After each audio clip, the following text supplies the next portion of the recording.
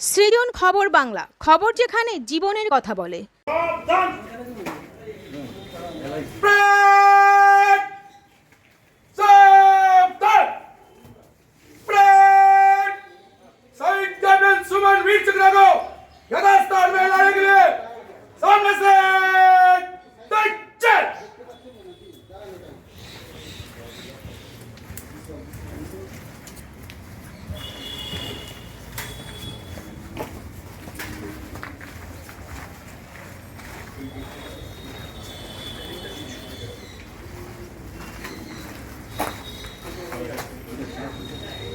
এবার যেই এখানে দাঁড়াবে তুই ছাতাটা বন্ধ করে দিবি, বাসে ঘুরে যাবি, ঘুরে তুই ছাতা বন্ধ। এই যে এত বছর হয়ে গেল, কিন্তু আসাম রেজিমেন্ট সবসময়, ও তো ধরো 95-এর 9 ডিসেম্বর মানে এটা কমিশন হয়েছে, সেই থেকে ও তো মানে বেশি দিন তো নয়। ট্রান্সপোর্টে প্রথম তো শিলং থেকে জামনগর থেকে সিয়াচেনেই তো শেষ হয়ে গেল। কিন্তু ওরা একদিনের জন্য ওকে ভোলেনি, সমস্ত কিছু ওরা আমাদের সঙ্গে যোগাযোগ রাখা। আমার ছেলে গিয়েছিল, বৌমাও গিয়েছিল, তারপরে এও গিয়েছিল, আমার নাতনিও গিয়েছিল, সবাই ওরা কিছু ভোলেনি এখন। সালটা ছিল 1998-এর 6 জুন। সেদিন কাশ্মীরের সিয়াচেনে -60 ডিগ্রি তাপমাত্রায় দাঁড়িয়েও পাকিস্তানি সেনাদের তাড়া করে একাই 4 জন পাকিস্তানি সেনাকে হত্যা করেছিলেন। তারপর পাকিস্তানি সেনাদের হাতে শহীদ হয়েছিলেন কন্যকুর নবগ্রামের মাত্র 29 বছর বয়সের ক্যাপ্টেন সুমন দাশগুপ্ত। সে সময় দেশের প্রধানমন্ত্রী ছিলেন অটল বিহারী বাজপেয়ী। পরে শহীদ ক্যাপ্টেন সুমন দাশগুপ্তকে তার সাহসিকতার জন্য বীরচক্র সম্মানে সম্মানিত করেছিল তৎকালীন ভারত সরকার। ক্যাপ্টেন সুমন দাশগুপ্ত সেনাবাহিনীতে কর্মজীবন শুরু করেছিলেন আসাম রেজিমেন্টে। তারপর তিনি তার প্রচণ্ড সাহস ও বুদ্ধিমত্তার জন্য অতি অল্প বয়সেই আসাম রেজিমেন্ট থেকে হয়েছিলেন সেনাবাহিনীর ক্যাপ্টেন। সেখান থেকেই তিনি সিয়াচেন যুদ্ধে যোগ দিয়েছিলেন। জানা যায় সে সময় সিয়াচেনে -60 ডিগ্রি তাপমাত্রায় তার দেহ পাহাড় থেকে সমতলে নামাতে সে সময় যথেষ্ট বেগ পেতে হয়েছিল ভারতীয় সেনাবাহিনীকে। এরপর দেশের জন্য প্রাণ দেওয়া বীরযোদ্ধা ক্যাপ্টেন সুমন দাশগুপ্তের কফিনবন্দি দেহ যখন আসাম রেজিমেন্টের সেনা জওয়ানরা তার কন্যকুর নবগ্রামের ফরালপুকুরের বাড়িতে নিয়ে আসেন, সেদিন তখন সারা দেশের সঙ্গে শোকের ছায়া নেমে আসে বাংলার এই মফস্বল শহরেও। হাজার হাজার মানুষ সেদিন রাস্তার দুধারে দাঁড়িয়ে চোখের জলে বিদায় জানিয়েছিলেন দেশের জন্য প্রাণ বিসর্জন দেওয়া এই সেনা জওয়ানকে। সেদিন থেকে আজ পর্যন্ত আসাম রেজিমেন্ট মনে রেখেছে শহীদ ক্যাপ্টেন সুমন দাশগুপ্তের পরিবারকে। দেশের ৭৯তম স্বাধীনতা দিবসের আগে সে কথাই ফের একবার জানালেন শহীদ ক্যাপ্টেন সুমন দাশগুপ্তের মা স্বপ্না দাশগুপ্ত।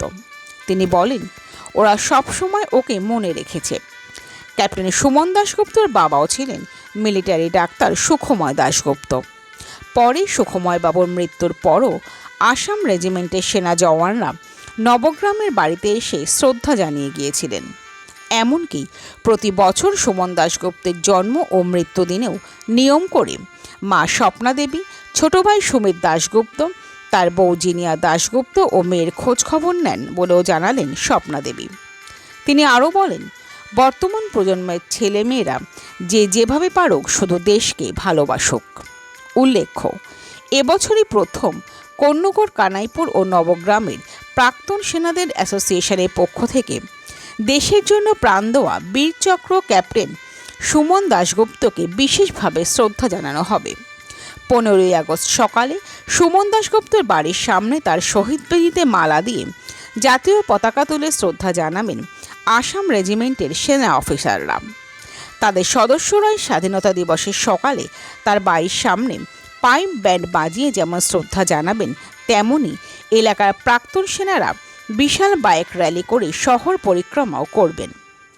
প্রাক্তন এই সেনা অ্যাসোসিয়েশনের সদস্যরা জানান, বীরচক্র প্রাপ্ত শহীদ ক্যাপ্টেন সুমন দাশগুপ্তের যে সম্মান পাওয়ার কথা ছিল তা তিনি পাননি, তাই আমরা তাকে সেই সম্মান জানাতে এই উদ্যোগ নিয়েছি। পাশাপাশি তার বাড়ির পাশে ক্লাব নবগ্রাম খেয়ালি সংঘের সদস্যরাও প্রতি বছরের মতো এবারও তার প্রতি শ্রদ্ধা জানাবে। শুক্রবার সারাদিন ধরে চলল তারই প্রস্তুতি ক্যাপ্টেন সুমন দাশগুপ্তের বাড়িতে। সুমন দাশগুপ্ত ছোটবেলার বন্ধু প্রতিবেশী মানস রায় জানান, সুমন বোধহয় দেশের জন্য শহীদ হওয়ার জন্যই জন্ম নিয়েছিল। মৃত্যুর 1 বছর আগেই ও এরকমই কথা বলে গিয়েছিল যে তার মৃত্যু দেশে নয় অন্য দেশে হবে। তাই বোধহয় মৃত্যুর বছরখানেক আগে থেকেই সে জ্যোতিষ চর্চাও শুরু করেছিল। সবাই ওর মতো দেশের জন্য শহীদ হতে পারবে না, কিন্তু আমরা ওর দেখানো পথ ধরেই দেশের মানুষের জন্য একটু কিছু করে যেতে চাই। তবে স্বাধীনতার ৭৯ বছর পরও দেশের কোনো সরকারই বাঙালির জন্য বাঙালি রেজিমেন্ট তৈরি না করায় আক্ষেপ অনেকেরই। আমরা ফিরে আসছি খবরের পরবর্তী অংশে একটি বিরতির পর।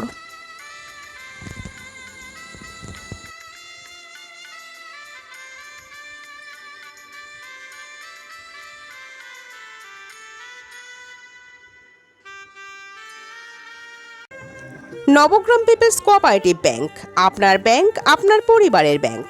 অন্যান্য সব ব্যাংকের মতোই আমাদের ব্যাংকেও সমস্ত ডিপোজিট 5 লক্ষ টাকা পর্যন্ত ইন্স্যুরেন্স দ্বারা সুরক্ষিত।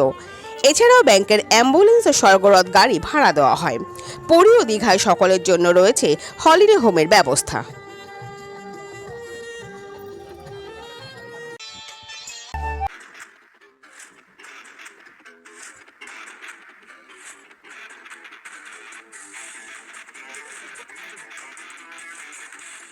ওম সাইরাম এসএস অ্যাডভার্টাইজিং, মাত্র 6 টাকায় আর্জেন্ট ফ্লেক্স প্রিন্ট। এছাড়াও যে কোনো রকম ডিজিটাল প্রিন্ট কোন্নগর চলচ্চিত্রমের কাছে।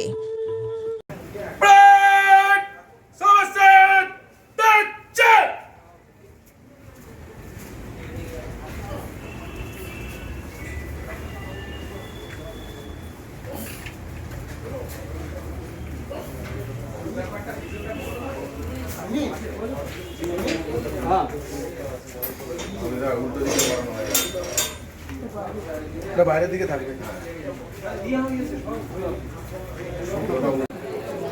মানে ওনার বিষয়ে বলার মতন আমি এখনও অত বড় হইনি, তবু আমাদের একজন বীর শহীদ, বীর চক্রপ্রাপ্ত, ওনার এই সম্মানটা দিতে পেরে মানে আমরা এই কাজগুলো করতে পেরে খুবই নিজেকে গর্বিত বোধ করছি।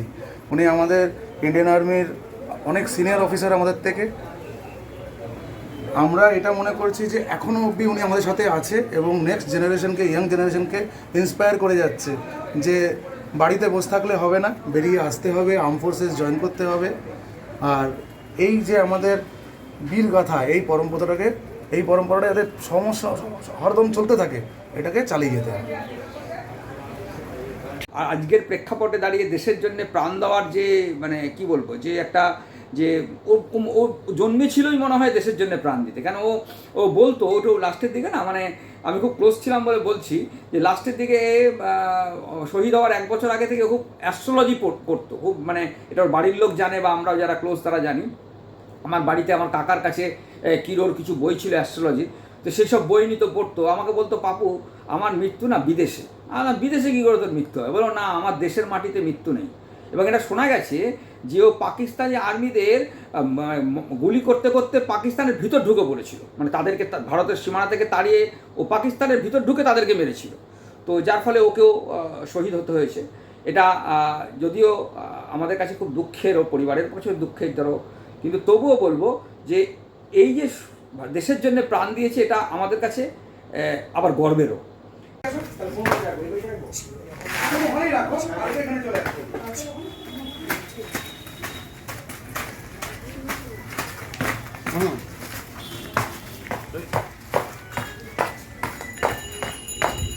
সেটা বন্ধই করে দিস। অ্যাকচুয়ালি আমরা ex serviceman United council Nabagram, Kanaipur এবং কন্যগড়ের পক্ষ থেকে এবারে আমরা একটা ইনিশিয়েট নিয়েছি, কেননা ক্যাপ্টেন সুমন দাশগুপ্ত একজন বীরচক্র পাওয়া অফিসার, যেটা বীরচক্র হচ্ছে 3rd largest গ্যালেন্টারি award of India. তো উনি এত বড় একটা ডিজার্ভিং অফিসার, সে এতদিন ধরে সেই ডিজার্ভিং জায়গাটা পাচ্ছিল না। সেই জন্য এবার থেকে আমরা ইনিশিয়েট নিয়েছি যে এই বিশেষ দিনে এই কর্মসূচির মধ্য দিয়ে তাকে সম্মান জানানো, এবং আমাদের এই কর্মসূচির জন্য আপামর জনতা, এমনকি আমাদের ইন্ডিয়ান আর্মির 8 আসাম রেজিমেন্ট পর্যন্ত এগিয়ে এসছে। তারা এবারে তার এই স্মরণে 15 আগস্টের দিনে তারা এখানে পাইপ ব্যান্ড পারফরমেন্স করছে, এবং সমস্ত জনগণের উদ্দেশ্যে আমাদের এটা বলা থাকবে যে আপনারা এগিয়ে আসুন, দেখুন এবং সম্মান জানান এই বীর যোদ্ধাকে, যিনি দেশের জন্য নিজের সর্বোচ্চ বলিদান দিয়েছেন। Thank you. এতদিন তো বন্ধ ছিল না, কারণ আমাদের পাড়ার ওর সব বন্ধুরা, ওরা সব ভাইয়ের মতোই, কিন্তু সেই ভাইরা ওরা কিন্তু প্রত্যেক বছরই করেছে, কোনো বছরই বাদ দেয়নি। 26শে জানুয়ারিও করেছে আর 15th অগস্টও করেছে। এবছর একটু বড় করে হচ্ছে। এবার একটু অন্যরকম করে হচ্ছে, ভালোই লাগছে। তা এখন কি মনে পড়ে সেই স্মৃতিগুলো সেদিনে? বাবা, একটু যদি কিছু বলেন। এটা কি ভোলার? তুমি বলো না। আমি তো মা, আমার প্রথম সন্তান, এটাকে কি ভোলা মানে ভুলে যাওয়াটা বলে? কখনোই সবসময় সঙ্গে আছে। আমি একা থাকলেও মনে করি যে ও আছে, আমার কাছাকাছি আছে, সবসময়ই আছে। এই জন্য। আর তারপরে তো ওর বাবাও চলে গেল, ভাইও বাইরে থাকে। তবে এখন বৌমা, বড় মানে ছোট ছেলের বউ আর কি, বৌমা আছে সঙ্গে।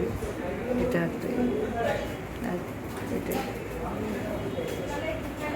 কি বার্তা দেবেন না আগামী যে ছেলেমেয়েরা এই বার্তা নেই। এটা দেখো, এখন তো একটু অন্যরকম সব কিছুই অন্যরকম।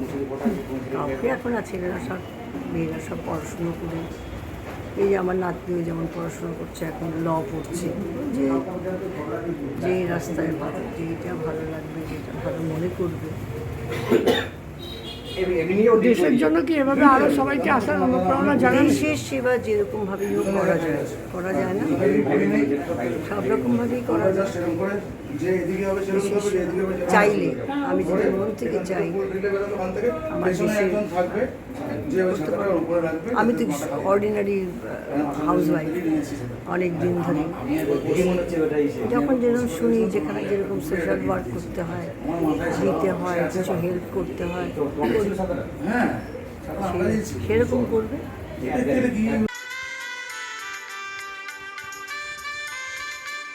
সৃজন, খবর বাংলা নিউজ।